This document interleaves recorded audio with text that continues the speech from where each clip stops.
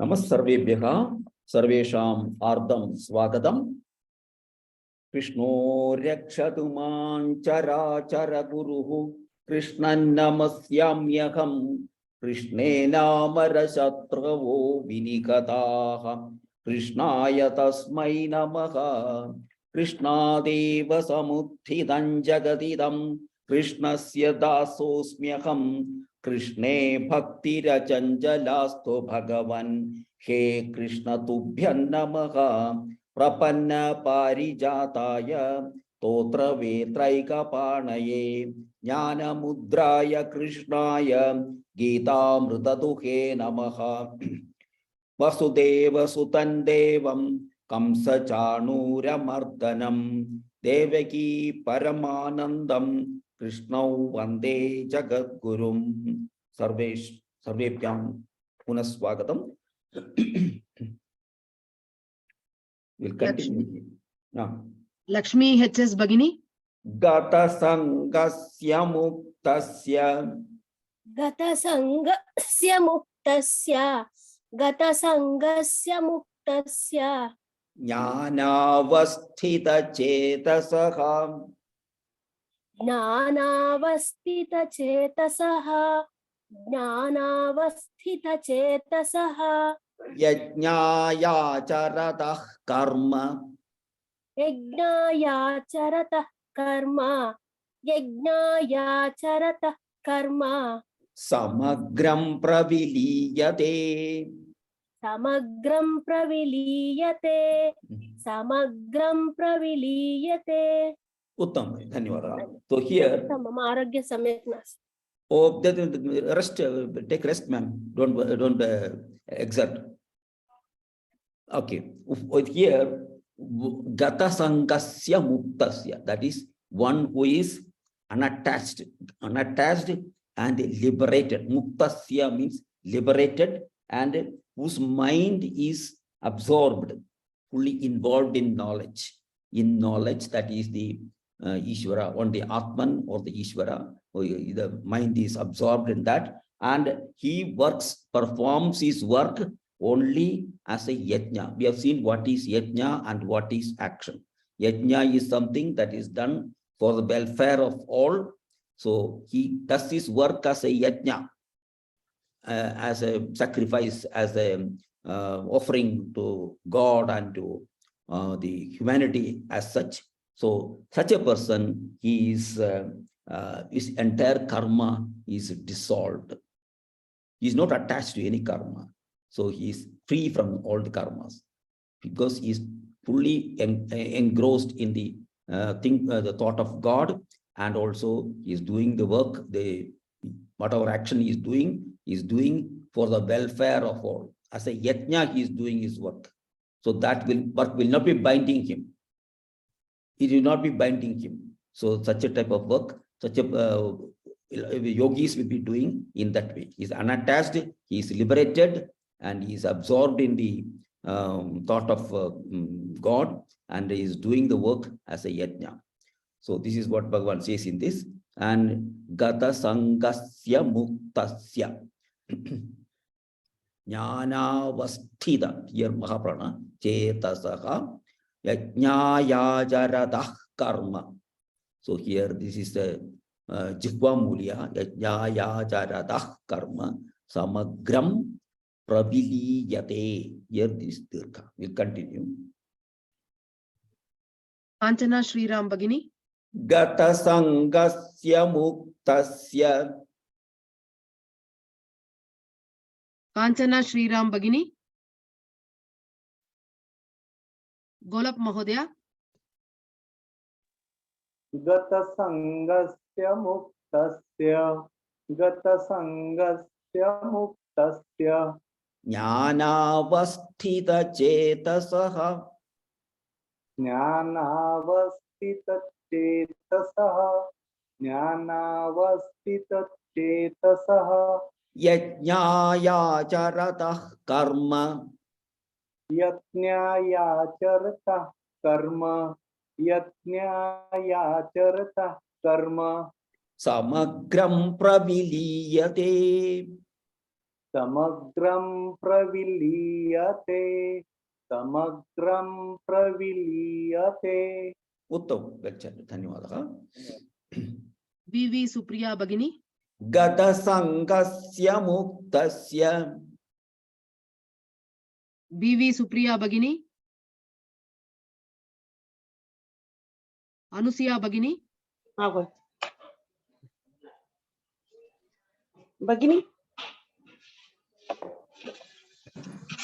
Bhagini गतसंगस्य मुक्तस्य ज्ञानावस्थितचेतसः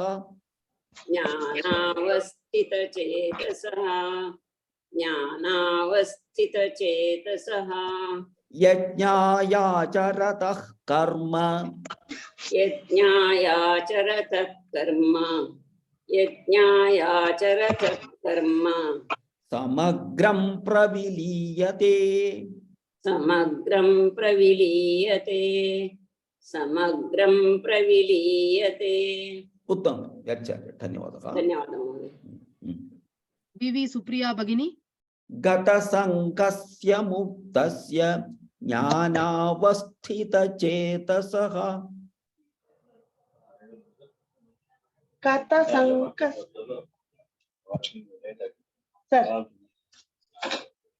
Sir, once repeat, sir. Please. गतसंगस्य मुक्तस्य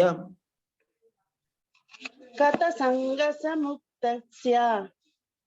गतसंगस्य मुक्तस्य Gata Sangasa Muktasya. गतसंगस्य Gata Sangasya Muktasya. ज्ञानावस्थितचेतसः Jnanavastita Chetasaha. Jnanavastita Chetasaha. यज्ञायाचरतः कर्म Yajnayachara. तः कर्म Yajnayachara karma. Yajnayachara karma. No, this is not tah yajñāyācaratah karma Yajnayachara karma. Yajnayachara karma. samagram praviliyate Samagram praviliyate. Samagram praviliyate. उत्तम धन्यवादः Bhagini गतसंगस्य मुक्तस्य ज्ञानावस्थितचेतसः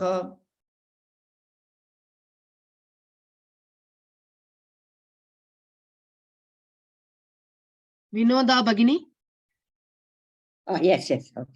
गतसंगस्य मुक्तस्य ज्ञानावस्थितचेतसः गतसंगस्य मुक्तस्य ज्ञानावस्थितचेतसः यज्ञायाचरतः कर्म समग्रं प्रविलीयते यज्ञायाचरतः कर्म समग्रं प्रविलीयते यज्ञायाचरतः कर्म समग्रं प्रविलीयते उत्तम धन्यवादः Sapna Bhagini गतसंगस्य मुक्तस्य ज्ञानावस्थितचेतसः यज्ञायाचरतः कर्म समग्रं प्रविलीयते गतसंगस्य मुक्तस्य ज्ञानावस्थितचेतसः यज्ञायाचरतः कर्म समग्रं प्रविलीयते उत्तम धन्यवादः धन्यवाद Raghunath Mahodaya फुल श्लोक गतसंगस्य मुक्तस्य ज्ञानावस्थितचेतसः यज्ञायाचरतः कर्म समग्रं प्रविलीयते उत्तम धन्यवादः Rama Shriram Bhagini Brahmarpanam Brahma Havihi. Brahmarpanam Brahma Havihi. Brahmarpanam Brahma Havihi. Brahmagnau Brahmana Hutam. Brahmagnau Brahmanahutam. Brahmagnau Brahmanahutam. Brahmaiva tena gantavyam. Brahmaiva tena gantavyam. Brahmaiva tena gantavyam. Brahma karma samadhina.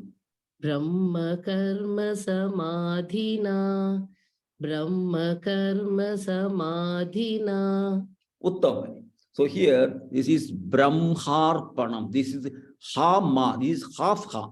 This when you put the Ha, you see here the Ha is full in this. So here the Ha is half. So the Ikhma is actually Ikhma, Brahma. But in this case alone, when this Ha is followed by Ma or Na or Na, these three, first you have to chant this Ma.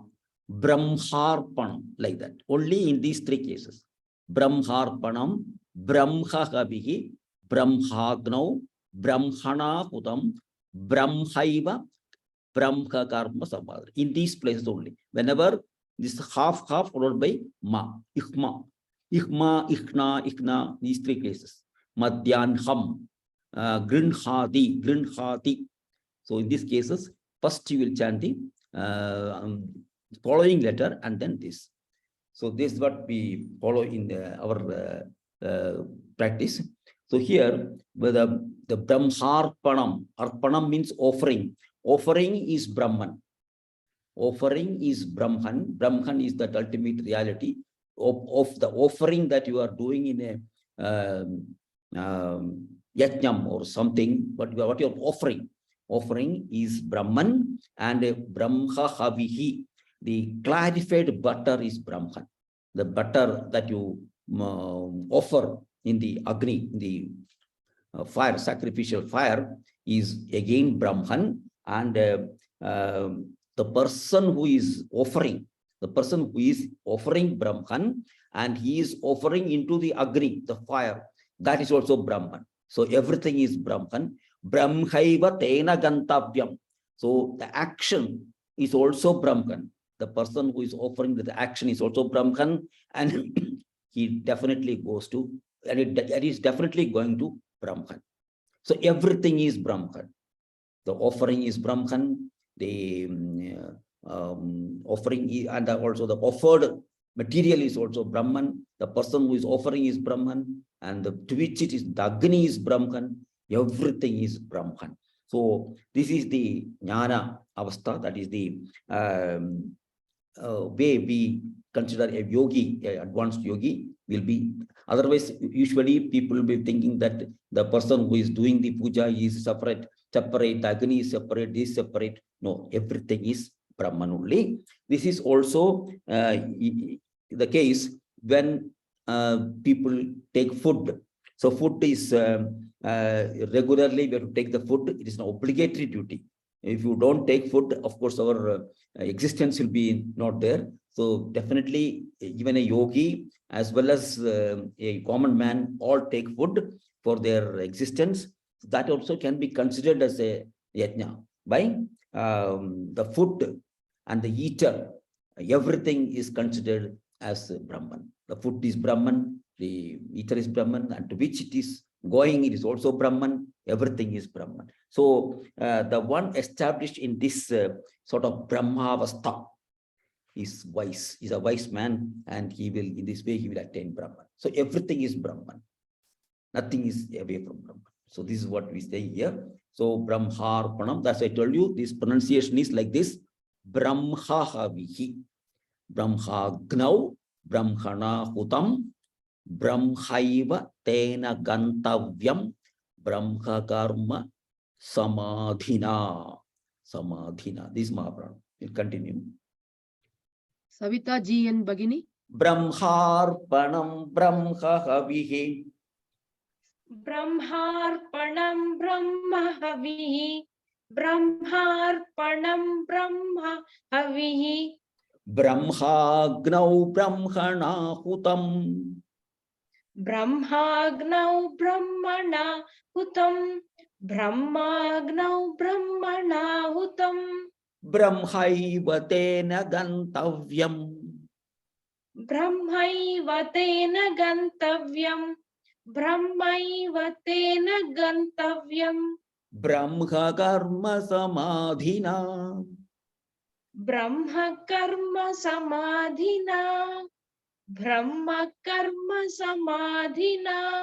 उत्तम धन्यवाद well chanted पूर्णिमा प्रकाश भगिनी ब्रह्मार्पणं ब्रह्म हविः पूर्णिमा प्रकाश भगिनी ब्रह्मार्पणं ब्रह्म हविः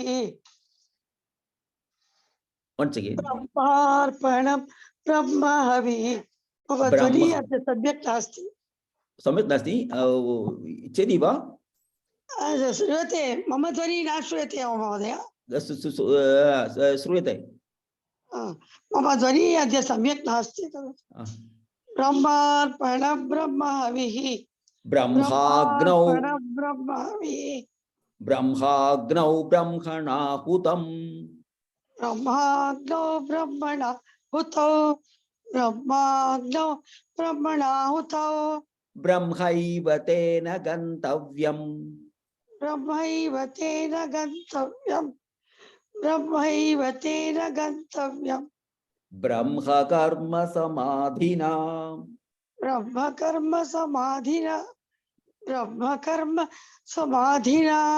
उत्तम ब्रह्म भवतु केवलं श्रूयतु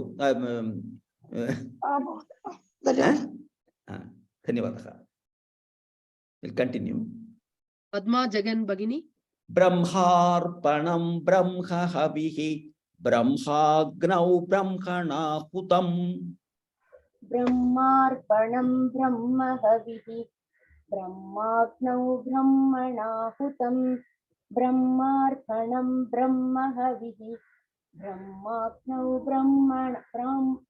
ब्रह्मणाहुतं ब्रह्मैव तेन गन्तव्यं ब्रह्म कर्म समाधिना ब्रह्मैव तेन गन्तव्यं ब्रह्म कर्म समाधिना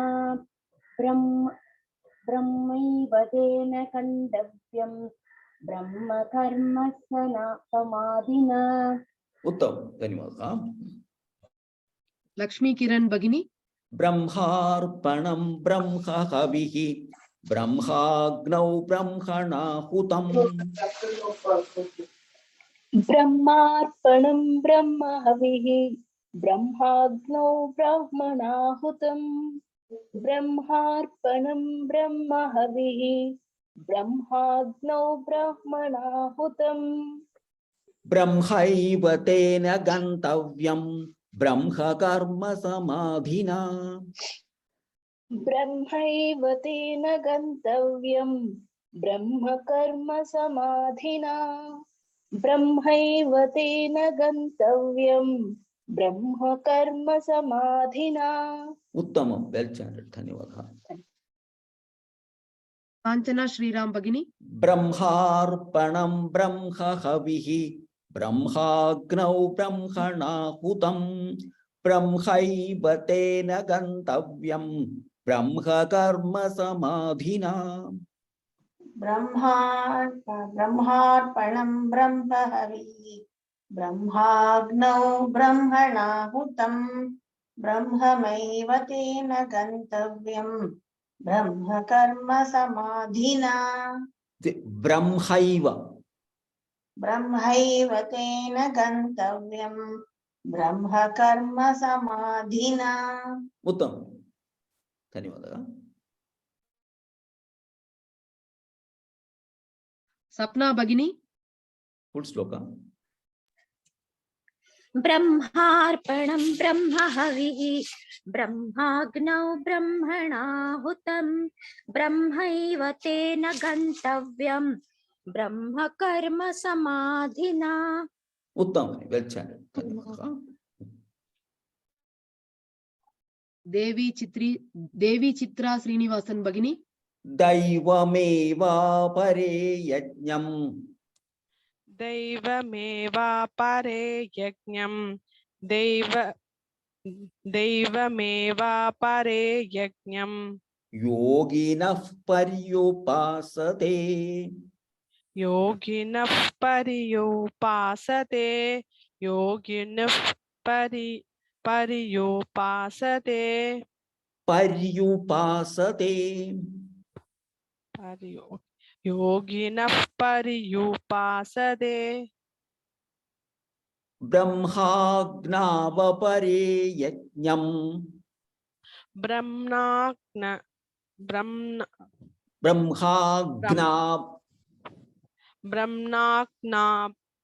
pare. Pare yajnam brahmagna Brahmagna avapare. avapare brahmagna Vapare. vapare brahmagna vapare yajnam brahmagna vapare Brahmagna. brahmagna vapare yajnam brahmagna vapare yajnam Yajnenaivopajuhvati. Yajnenaivopajuhvati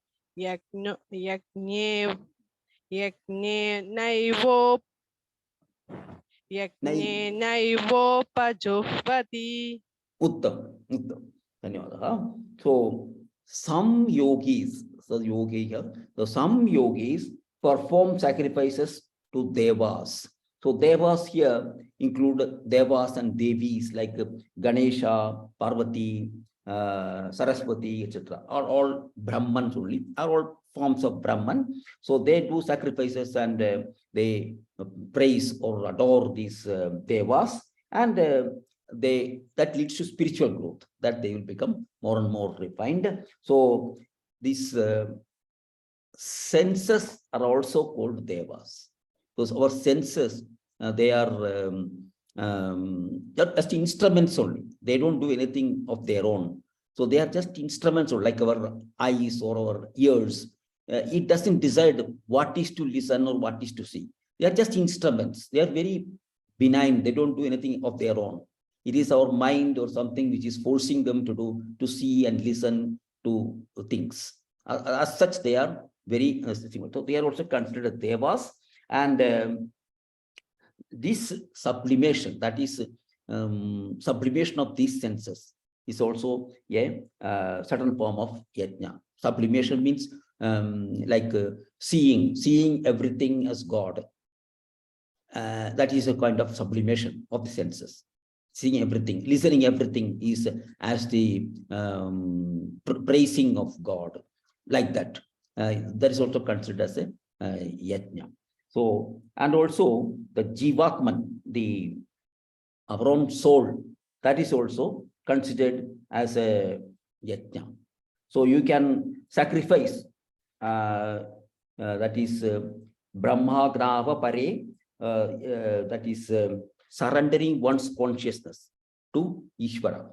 That is, whatever you do, whatever is for God.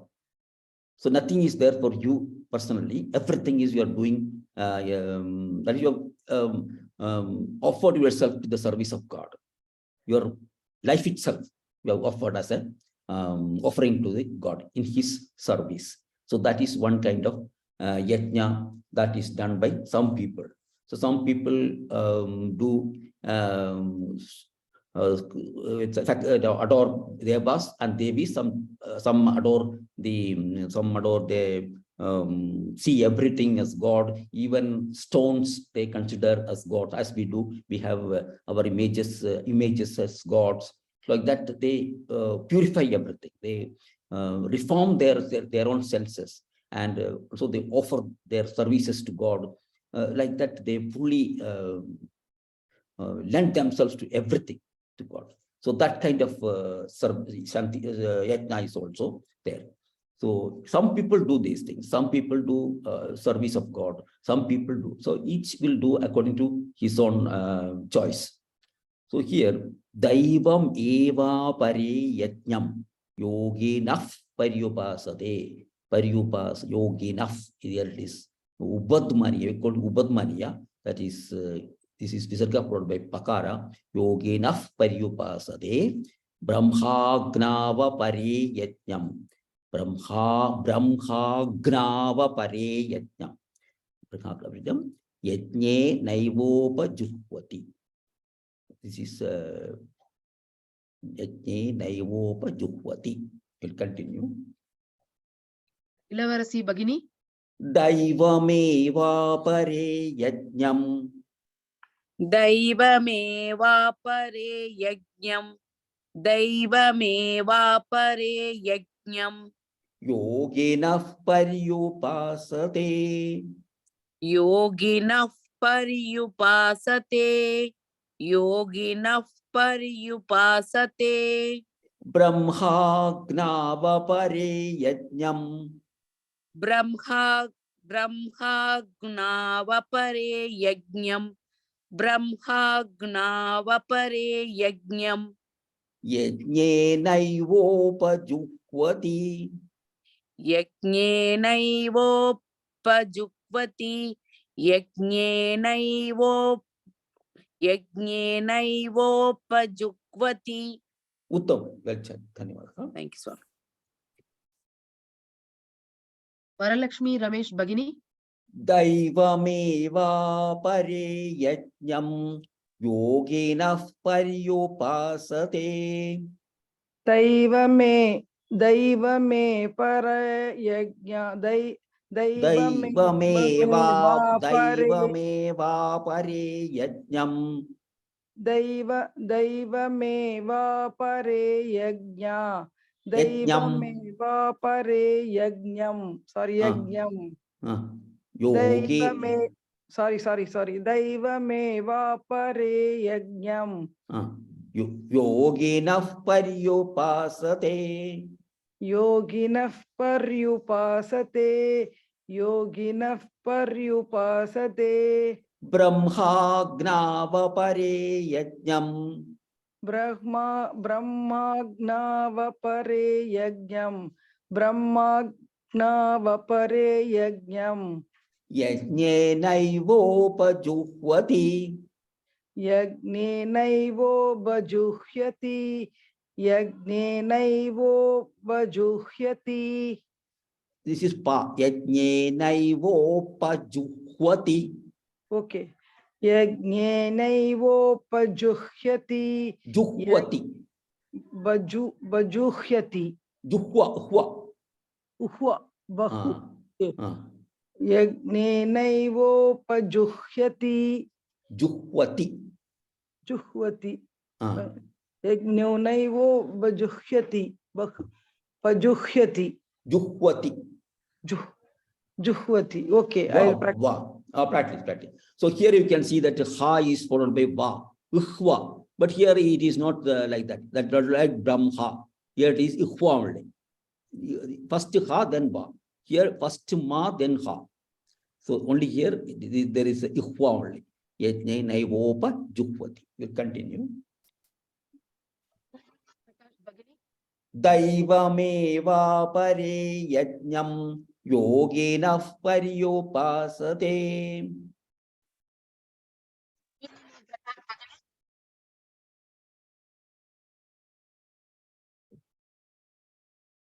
Anusiya பகினி Daivameva pare yajnam yoginah paryupasate.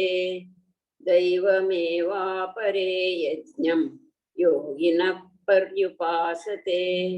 Brahmagnava pare yajnam yajne naivopajuhvati. Brahmagnava pare yajnam yajnenaivopajuhvati. Once again. Brahmagnava pare yajnam yajnenaivopajuhvati. Uttam. Well said. Dhanyawad Modi.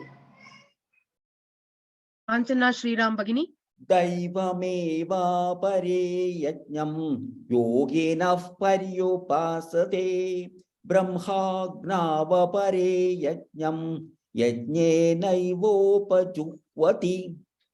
दैवमेवापरे यज्ञम् योगिनः पर्युपासते ब्रह्माज्ञावपरे यज्ञम् यज्ञेनैवोपजुह्वति. Uttam, धन्यवाद. Ma'am, my name.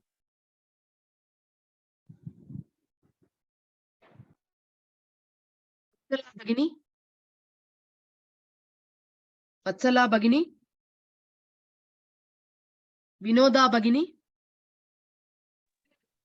दैवमेवापरे यज्ञं योगिनः पर्युपासते ब्रह्माज्ञावपरे यज्ञं यज्ञेनैवोपजुह्वति. Uttam, धन्यवाद. Rama Shriram Bhagini.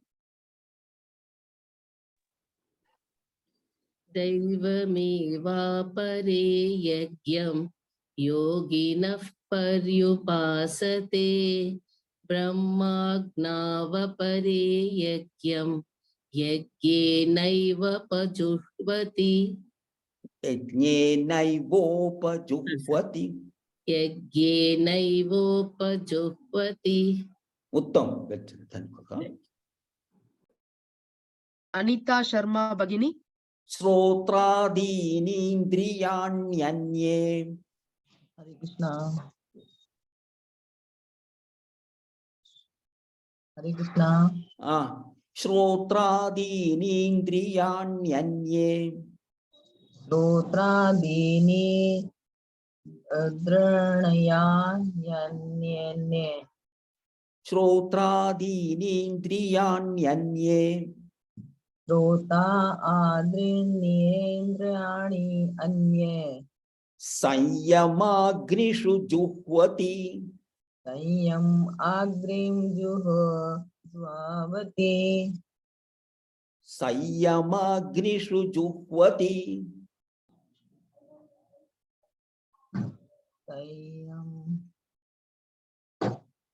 संयम अग्निषु जुह्वति. अग्निषु जुह्वति. शब्दादीन् विषयानन्ये. शब्दादीन् विषयानि. शब्दादीन् विषयानन्ये. शब्दादीन् विषयान्ये. इन्द्रियाग्निषु जुह्वति. इन्द्रिया अग्निषु जुह्वति. इन्द्रियाग्निषु जुह्वति. इन्द्रिया अग्निषु जुह्वति. उत्तम, धन्यवादः. धन्यवादः. So Shrotradi, it is a very, very confusing sloka because you got a lot of samyuktakshras are there. Indriya, India, Ignishu, Juhvati, Sabdhadin, Vishayan.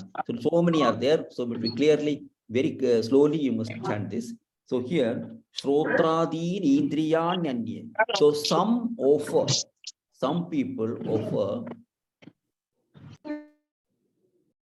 hearing, that is Srotradin, Indriyam is senses like the sense of hearing. They offer a sacrifice in the fire of restraint. So everything is fire here. So knowledge is fire, because fire transforms everything. Steel melts and you can make it into different forms. So transforms everything. So fire is an agent that transforms everything. So everything we call it as I compare it to fire. So these Srotradin, Indriyanyanyes, all these senses, 5 senses, they are transformed in the fire of restraint. That restraint means holding. That is it's a form of yajna. So that yajna is extreme of total sense control. sense control. So in this form, how person does the yajna. So he eats food. He eats food like everybody else because that is obligatory duty. He has to eat food. But he eats good food, but he doesn't enjoy, or he doesn't do for the enjoyment of a meal. He eats for his existence. Like that, he uses all his senses for the very just purpose only, not for enjoying or taking pleasure out of that. So all the senses are controlled, under his control, and only used wherever it is essential. So that is the way of offering yajnam. Some people resort to this. Very, very difficult, only very steadfast people, very highly controlled people, they can do this. That is controlling their senses.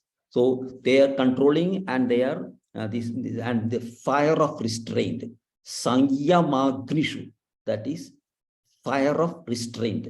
So they are offering their that's all the senses.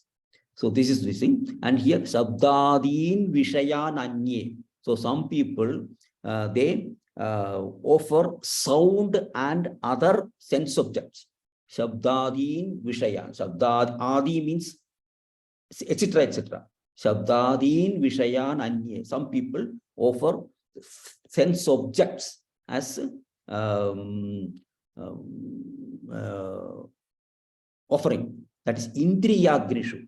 So in the fire of the senses.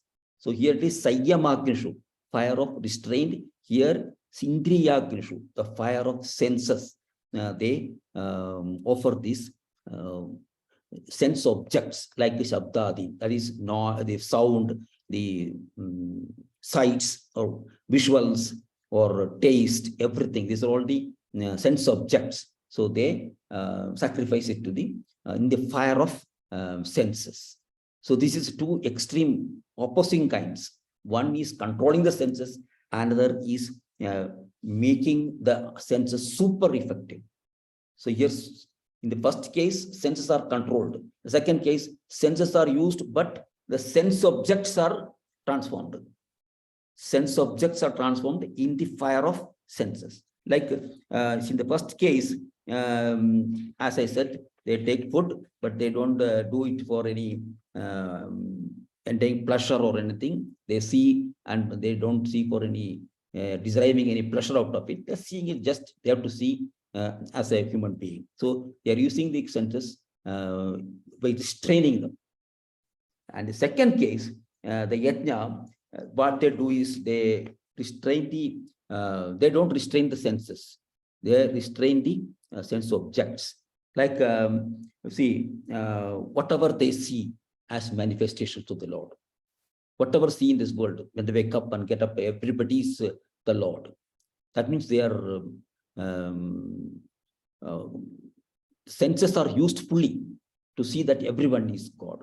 And whatever they listen, they think that is the adoration or the praise of God. Praise of God. Whatever they listen, a praise of God. So they listen completely, but they think that it is that is your praising or adoring the Lord. Whatever they smell, they think it is the smell of the sacrificial aroma that comes from a puja, that sort of thing. And prasad, everything they eat as prasad. And if they get flowers and all that, they take it as adoration of the Lord.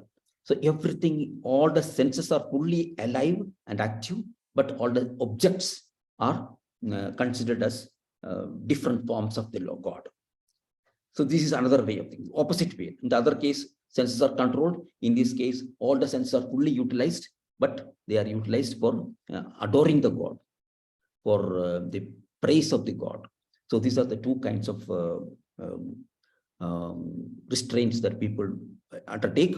Everyone, all these are mainly meant for the refinement of the person. Because everybody is desirous of getting the knowledge, the ultimate knowledge. So these are all the ways and means of attaining that knowledge. So this is what this says. One is a negative, the first one is a negative approach, whereas the post is a positive approach. Most of the common people, they use the second approach, and very sannyasis and very also renounced everything, they may be using the first approach. So we'll continue here. We'll continue here. Shrotradini indriyanyanye. Bagini. Shrotratinindriyanyanye. Once again. Shrotratinindriyanyanye. Here it is dirgha here. Shrotradini indriyanyanye. Shrotratinindriyanyanye. Shrotratinindriyanyanye. Sayyamagnishu juhvati. Sayyamagnishu juhvati. Sayyamagnishu juhvati. Sayyamagnishu juhvati. Here some ya is there, but since Anuswara followed by yakara, we use a Anunastika top of the e that we use. Sayyamagnishu juhvati. Sayyamagnishu juhvati. Uttam. Sabdadin vishayananye. Sabdadin vishayananye. Sabdadin vishayananye. Anye. Sabdadin. Sabdadin vishayananye. Yes. Indriyagnishu juhvati. Indriyagnishu juhvati. Indriyagnishu juhvati. Uttam. Well chanted. Dhanyawad. Puspa Bagini. Shrotradini indriyanyanye. Sayyamagnishu juhvati.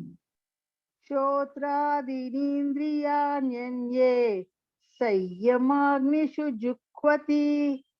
Shotradinindriyanyanye Sayyamagnishu juhvati. Here, Shrotradi, this is also dirgha. Shrotradi indriyanyanye. Shotradinindriyanyanye Shotradinindriyanyanye Uttam. Sayyamagnishu juhvati. Sayyamagnishu juhvati. Shabdadin vishayananye. Indriyagnishu juhvati. Shabdadin vishayanyanye Indriyagnishu juhvati. Shabdadin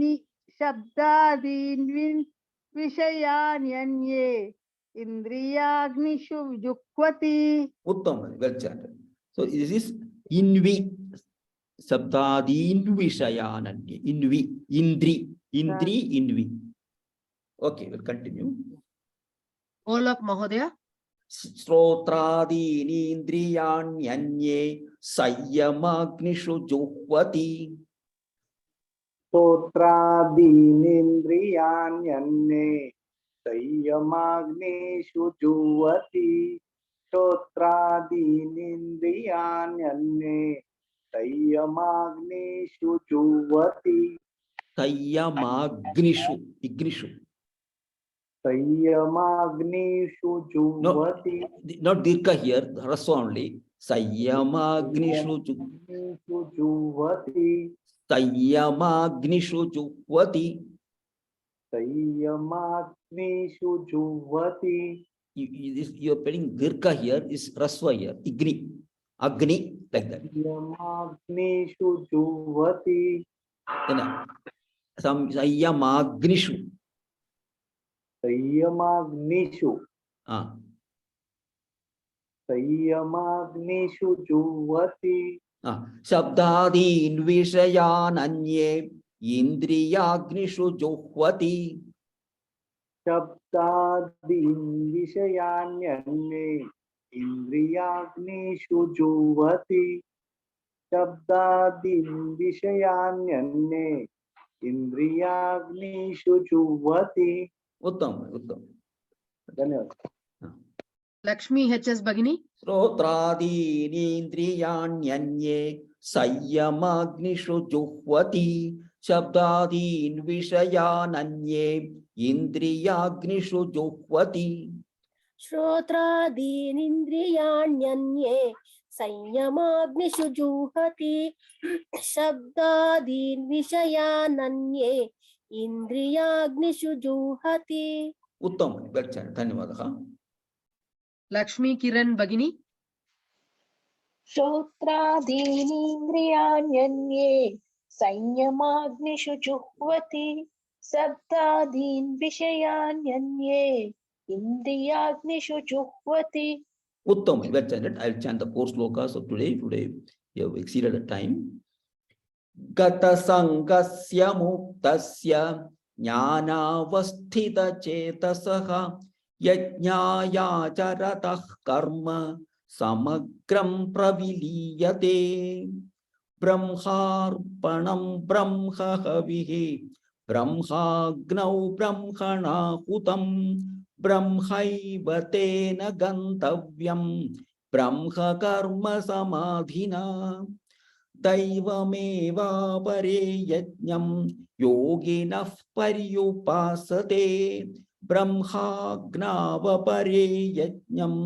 yajñenaivopajuhvati श्रोत्रादीनीन्द्रियाण्यन्ये संयमाग्निषु जुह्वति शब्दादीन् विषयानन्ये इन्द्रियाग्निषु जुह्वति समापयामः we'll conclude with the shanti mantra Om Purnamadah Purnamidam Purnat Purnamudachyate Purnasya Purnamadaya Purnamevavasishyate Om Shanti Shanti Shanti Dhanyavadaha Punarmilamaka Ram Ram Ram धन्यवादः धन्यवादः।